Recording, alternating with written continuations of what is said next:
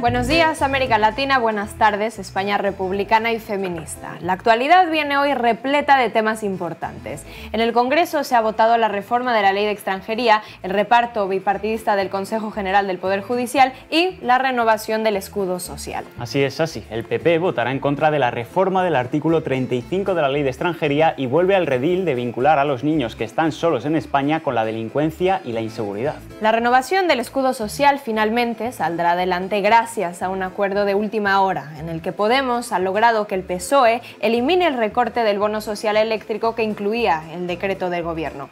El PSOE se ha comprometido a tramitar el decreto como ley para introducir una enmienda en septiembre que haga estable el bono social eléctrico. La secretaria general de Podemos lo ha comunicado en los pasillos del Congreso. Hemos trasladado, como saben, con total claridad que con los votos de Podemos no se van a hacer recortes. Hoy puedo anunciarles que hemos alcanzado un acuerdo y que el Partido Socialista va a retirar ese desmantelamiento del bono social eléctrico que estaba incluido dentro del escudo social. En el reparto del Consejo General del Poder Judicial, el PP y el PSOE han mostrado plena sintonía y se han repartido 10 vocales del Gobierno de los jueces a la espera de que mañana en el Senado se repartan los otros 10. Este acuerdo para repartirse el órgano de los jueces llega un día después de que el juez Juan Carlos Peinado haya ampliado su caso de Lofer, citando a declarar a Pedro Sánchez en calidad de testigo dentro de la pieza que investiga a Begoña Gómez. Como ya contamos ayer, Sánchez tendrá que declarar el 30 de julio y el juez Peinado ha pedido que sea grabada la comparecencia. Puede que solo se grabe él, porque Pedro Sánchez acude como testigo y se puede acoger a no declarar al ser Begoña Gómez su esposa. El portavoz del PSOE en la Cámara Baja, Pachi López, no ha dudado en calificar este caso de Lofer como una cacería política. ¿Hay cuestiones poco éticas, poco estéticas en este caso? Sí, claro. Claro que las hay. La cacería política que está sufriendo Begoña Gómez por ser la mujer del presidente del Gobierno. Eso sí que es poco ético, poco estético, es inmoral y es indecente. Hasta Margarita Robles, que es jueza de profesión y la ministra favorita de Vox, se encuentra indignada con la citación. No tengo datos, lo único que creo que los jueces de instrucción tienen que trabajar siempre con mucha prudencia a la hora de determinar determinadas diligencias y espero que el juez Peinado esté haciendo diligencias que son necesarias y no algunas que quieran tener simplemente proyección pública. Yolanda Díaz dice que no ha visto nada igual en su vida. Y permítame que le diga que estoy asombrada con lo que está pasando con este caso en nuestro país. Y creo que con esto lo estoy diciendo absolutamente todo. Con todo, creo que tanto la señora Gómez como en este caso el presidente del Gobierno van a hacer lo que tienen que hacer, defenderse. Defenderse. Esto es lo que espero y deseo que hagan. El secretario general de Comisiones Obreras, Unai Sordo, se ha reunido con el nuevo coordinador federal de Izquierda Unida, Antonio Maillo, y ha usado un símil pesquero. Por utilizar un símil pesquero. Esto es como cuando un barco echa una red pelágica al mar, arrastra con todo y dice, a ver si cae una merluza, un arenque, una catiusca o un nadador despistado. Y yo creo que esto está prohibido en la jurisdicción y en el sistema judicial español. Cosas de Lofer. Feijóo ha citado a sus varones territoriales y a la Dirección Nacional del Partido Popular en Madrid a las pocas horas de que el juez Peinado citara a declarar al presidente del Gobierno. Feijóo ha invitado a Sánchez a que escriba su tercera carta. Es realmente lamentable que la primera vez que vayamos a oír al señor Sánchez hablar de la corrupción que afecta al Palacio de la Moncloa tenga que ser ante un juez porque ha sido llamado a declarar. Que, por cierto, como testigo le recuerdo al señor Sánchez que tiene que decir la verdad y es algo a lo que no está acostumbrado. Y claro, aprovechando que estaban todos los varones territoriales reunidos en Génova, pues han aprovechado para dar titulares con los que alimentar el Lofer del juez Peinado. La verdad es que tanto los asuntos de corrupción en su entorno y en el partido están acorralando a Sánchez. Es evidente que la mujer del presidente del Gobierno se dedicó a hacer negocios en los despachos de Moncloa y esto es inédito en la democracia. Un episodio más, desde luego, de esta serie alarmante y sorprendente y desde luego triste para los españoles y para la democracia. Creo que para la marca España esto no es nada bueno, eso está claro. Porque además, a diferencia de su mujer, me gustaría recordarle al presidente del Gobierno que tiene la obligación de declarar y de decir la verdad como testigo. Y luego está Vox, que es acusación popular y quien ha pedido al juez Peinado que cite a Sánchez a declarar. Ya llevamos unos cuantos años con Pedro Sánchez y le conocemos bien, así que no esperamos absolutamente nada, solamente esperamos obstrucción a la justicia, negativa a declarar, cualquier cosa en la que se pueda escudar para no ser transparente y sincero. Como decíamos al comienzo, el PSOE es capaz de pactar el reparto del Poder Judicial con la derecha política y judicial que está detrás de la cacería contra Pedro Sánchez y, a la vez, convocar a los grupos para hablar de regeneración democrática. El ministro de Justicia, Félix Bolaños, y el de Cultura, Ernest Urtasun, se han reunido con varios grupos parlamentarios en el primer día de reuniones para pactar medidas sobre regeneración democrática. Podemos ha propuesto un consejo de información que inhabilite a periodistas y medios de comunicación que difundan fake news y que el PSOE rompa el acuerdo con el Partido Popular sobre el Poder Judicial. Que regeneración democrática es exactamente lo contrario de pactar con el Partido Popular, exactamente lo contrario de volver a prácticas bipartidistas que lo que vienen es a legitimar la guerra sucia judicial y vienen a dar carta blanca a una estrategia de la derecha política, mediática y judicial que es abiertamente golpista. EH Bildu ve el vaso medio lleno. Diría que hacemos una valoración positiva porque sí hemos visto aproximación en algunos temas que son importantes para nosotros, que son importantes también para la sociedad vasca y para la sociedad del Estado español. El bloque nacionalista galego ha incidido también en que el PSOE rompa el acuerdo con el Partido Popular en materia judicial, pero ha tenido poco éxito.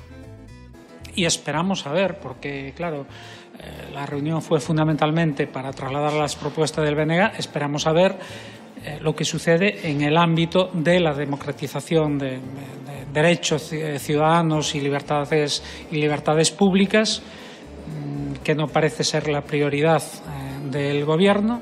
Por su parte, los ministros convocantes de PSOE y Sumar están satisfechos y marcan los posibles acuerdos en una normativa europea que el PSOE debe aplicar porque es de obligado cumplimiento. Creo que todos tenemos un interés compartido porque nuestra democracia sea más limpia y que, por tanto, podamos también adecuar esas prácticas que en Europa han sido ya merecedoras de un gran consenso, lo podamos hacer en nuestro país.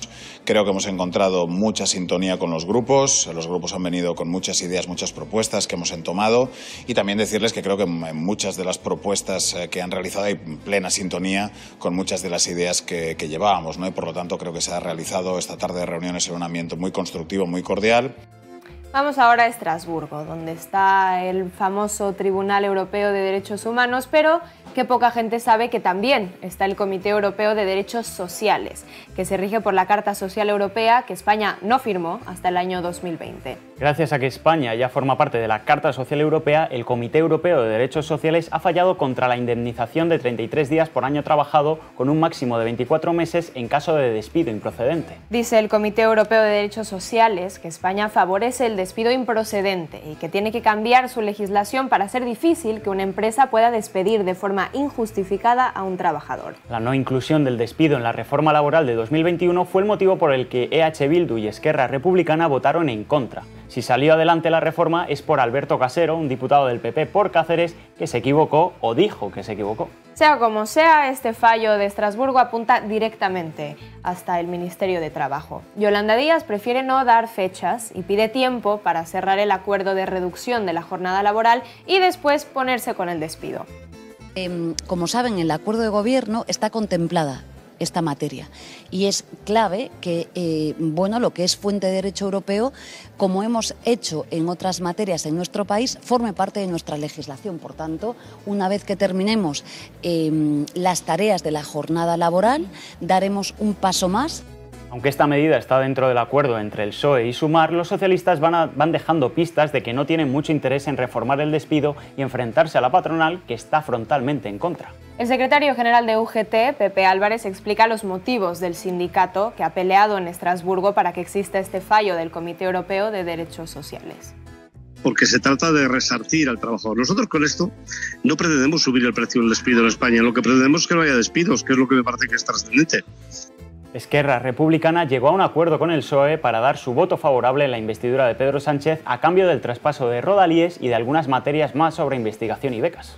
Fruto de las negociaciones que existen entre el PSOE y Esquerra Republicana para investir a Salvador Illa, esta carpeta se ha cerrado con una firma para poder empezar a abrir la de la financiación singular. El Gobierno central se compromete a transferir a Cataluña 1.500 millones de euros para la gestión de estas nuevas competencias y deja negro sobre blanco el calendario de pago y el compromiso para el futuro, que será de obligado cumplimiento gobierne quien gobierne. Las conselleras catalanas de Economía y Hacienda y Territorio, Natalia Mas y Esther Capella, lo han explicado en una comparecencia donde no ha querido estar nadie del Gobierno central. En ningún caso lo de hoy, no mueve, es decir, reitero, era imprescindible, no es suficiente. Pasamos de la política a los hechos, lo que nos implica, nuestra obligación es hacer que aquellos acuerdos políticos se materialicen en acuerdos a nivel de gobiernos. El acuerdo que hemos firmado hoy viene a demostrar de nuevo la apuesta del Gobierno republicano por el tren, por la descarbonización de la movilidad y, por tanto, por la garantía del derecho a la movilidad y la accesibilidad del conjunto de ciudadanos y ciudadanas de Cataluña. Fruto de que las negociaciones entre Esquerra y el PSC van viento en popa, aunque de forma discreta, mañana Pedro Sánchez viajará a Cataluña para reunirse con el presidente de la Generalitat en funciones, Pere Aragonés. Esquerra Republicana, por su parte, ha dejado claro que el PSOE tiene que firmar un preacuerdo a finales de julio y que, si eso no ocurre, la responsabilidad del adelanto electoral será de los socialistas y no de los republicanos. La visita de Pedro Sánchez a Cataluña para reunirse con Pere Aragonés hace prever que las negociaciones van por el buen camino y que el acuerdo para investir a Salvador Illa puede ser inminente. Cambiamos de tema. Finalmente, el Consejo de Gobierno ha cesado a la directora del Instituto de las Mujeres, Isabel García, después de que una investigación de El Español revelara que había firmado hasta contratos menores por valor de 250.000 euros con hasta 64 ayuntamientos gobernados por el Partido Socialista. Isabel García, que había sido entre 2015 y 2019 diputada de Igualdad en la Diputación de Valencia, hizo valer sus contactos con dos empresas junto a su mujer, Elisabeth García, para gestionar los puntos violeta en infinidad de ayuntamientos socialistas. La llegada de Isabel García al Instituto de las Mujeres fue muy criticada por su transfobia, al haber sido una reconocida activista antitrans. Sin embargo, el cese ha llegado por un escándalo que, de momento, no está judicializado. Y para no postergar mucho la crisis en el Ministerio de Igualdad, el PSOE ha nombrado a Cristina Hernández como sustituta de Isabel García. Cristina Hernández procede de las Juventudes Socialistas y ha sido asesora de la diputada Andrea Fernández en el Congreso, además de candidata del PSOE en Ciudad Rodrigo, su ciudad natal.